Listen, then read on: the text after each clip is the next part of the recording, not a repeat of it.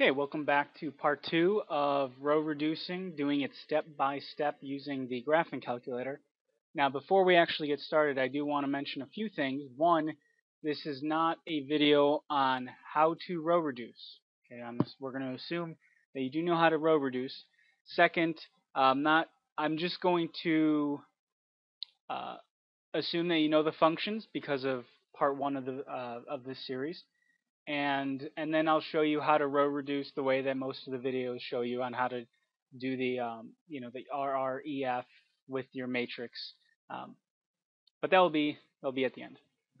Okay, so I have again go back to part one and write down those functions. I'm going to use them again, but just so you have a reference, have them written down as you're watching this video. Okay, so my goal here is to row reduce this. All right, so I don't really need to swap any rows. Okay, so what I need to do is this is going to be my pivot right here, and I need to make that a 1. So what I'm going to do is I'm going to multiply row 1 by a third. And by multiplying row 1 by 1/3, I'm going to turn that into a 1. Okay. So let's see, we got 1. That will turn into a 5/3. And then that would become a 3. And I did not do anything to row 2, so you leave that alone. Okay, so I've done that one. Let's just see what happens when I do it on the calculator. So first thing we have to do is, I'll get out of here. Okay, go to Matrix, go to Edit, and then make sure that the matrix is put in correctly. So 359, 235. Okay, so it's put in correctly. What you're going to do is you're going to quit, and then you're going to go to second matrix, go to math, and then the quickest way is to press up because all the operations are at the bottom. And the one we want is E, the multiplication with the row. Okay, now before I actually put that in, what I'm going to do is this is how you would type it in. All right, this is how we wrote it. And using the function on the calculator, it's going to be the multiplication row. The first thing we write is what are we multiplying the row by, which was 1/3. Then it was what matrix are we dealing with, and then what row were we multiplying in the 1/3. That was row 1. Okay, so let's see what happens. We get 1/3, comma, matrix A, comma, and then what row, which is 1. Okay, and note it, depending on what calculator you're using, sometimes it gives it as the decimal. So what you do is you just go to math, and then option 1 says turn everything into fractions, and so it'll give you back the matrix, but with fractions. So let's see, does it match up? We get 1, 5/3, and 3. Yep. So far so good. What you're going to then do is you're going to store that into matrix A. Now I know that this is a lot of work, but if you're doing this on a homework or a quiz or test and you're allowed a calculator, you might as well go through all this. And once you get enough practice with it, you can do it pretty quickly. Okay, so this is where we're at right now. So I'm going to pivot along this point. So my second step, so I'll call this step 2. What I want to do is I want to take row 2, and I'm going to subtract off 2 times row 1. Okay. Because if I do that, that's going to make this a 0. Again, I'm assuming that you know how to row reduce, so I'm sure there's another video on showing you how to row reduce. Okay, now that we don't do anything to the first row, and for the second row, we're going to get 0. We're going to get negative 1/3 and negative 1. Okay. And I'm sure I'll make a video on how to do this by hand. But again, our goal is to match this now using the graphing calculator. All right, so how would I put this into the graphing calculator? Okay, you're going to notice that you are adding 2 rows, but you're also multiplying a row by a number. So it's going to be this function here. Now in parentheses, the first thing is what were you multiplying a row by, which was -2. Second parameter is what matrix are you dealing with, which is still A.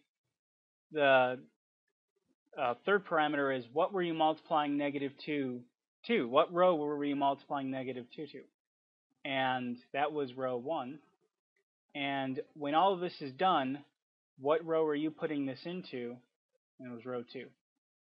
So let's go ahead and do that. So second matrix, all right, and we want the last one here. So it's -2, comma, the matrix we're dealing with. What row were you multiplying -2 to? And what row are we putting this into? And then change that to fractions. And there we go. So does that match what we have? And it does. Okay, so that's step 2. All right, so now this is going to be my pivot now, and I need to turn that into a 1. So what I'm going to do is I'm going to multiply row 2 by -3. My third step. So -3 times row 2. Oh, before I forget, you have to go and store that into matrix A. Once you've done the operation, make sure you store it back into matrix A. And then you can clear it. Okay, so we have 1. We don't do anything to the first row. And now 0 times -3, that's 0. -1/3 times -3 is 1. And -1 times -3 is 3. So this is our new one. Now, we already know how to do this. I'm just going to run through it real fast again. So let's go back to matrix. Let's go get the function e, so the multiplication with the row. The first parameter is what are you multiplying the row by? What matrix are you dealing with? And what row were you multiplying -3 to? So that was row 2. Store that into matrix A. And we can change this back to fractions. Okay, so that's exactly what we have. So far so good. We got one more step left, which is to then make this into a 0.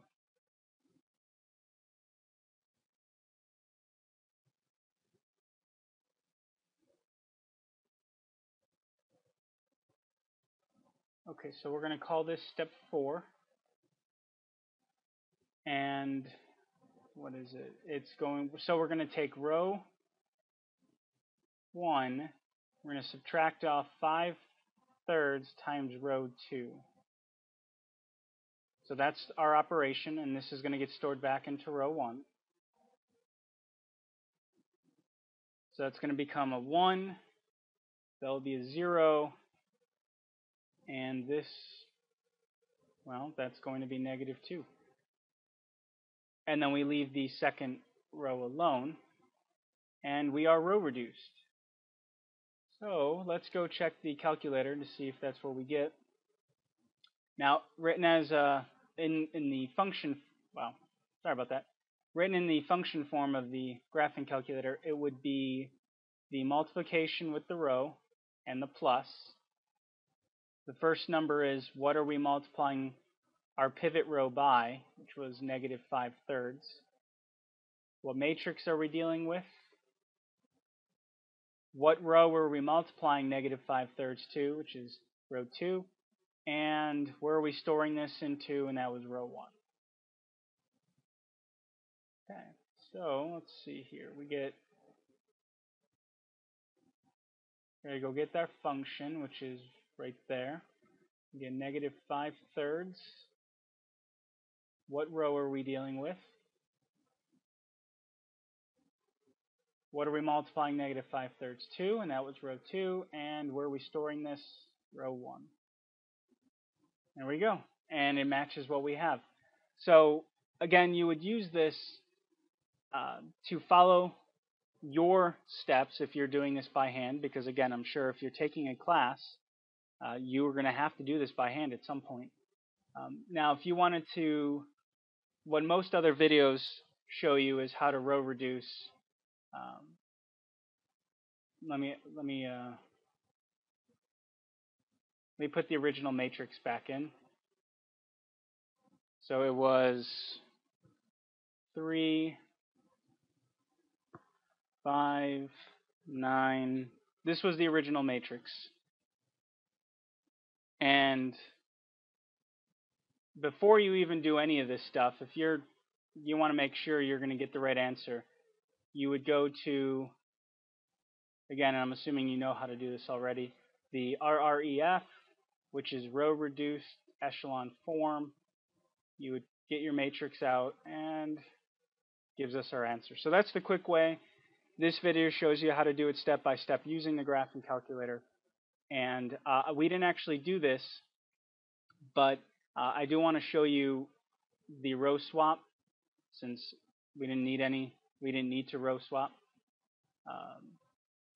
So what I'm going to do is I'm going to show you what happens when you swap these two rows and how it works. So you go back to matrix, and in that list of functions, you see this one, row swap. That's not row swap. Try that again.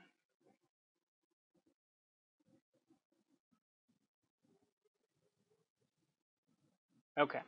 You would then say, okay, what matrix are we dealing with? That was matrix A. What rows do I want to swap?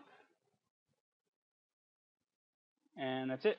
And notice that the two rows have now swapped. So that's showing you all the functions that you can use to work alongside your hand work, because again, if you're taking a class, you're going to have to do this by hand at some point.